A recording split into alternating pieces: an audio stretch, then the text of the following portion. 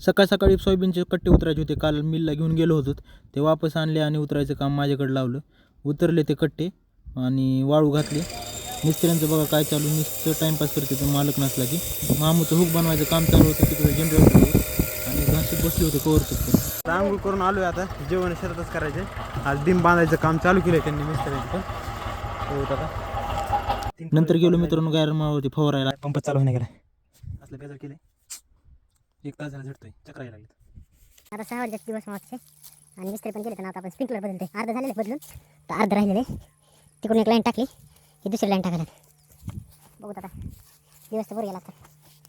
6:30 वाजले मित्रांनो. स्प्रिंकलर जोडता शेवटी नळ्या कमी पडल्या म्हणून इथं 3 तुंडे टाकून 1.5 लाईन केली. आता जातो घरी. आता वाजलेत करेक्ट 9 आणि हातरलेलं स्प्रिंकलर बघायला आलतात. आणि सबस्टेशनचा उजेड बघा किती पडतंय आपल्या. आता बघितलंय, आता चाललंय. आता काय करायचं, वाघ्या जाऊन घरी झोपायची.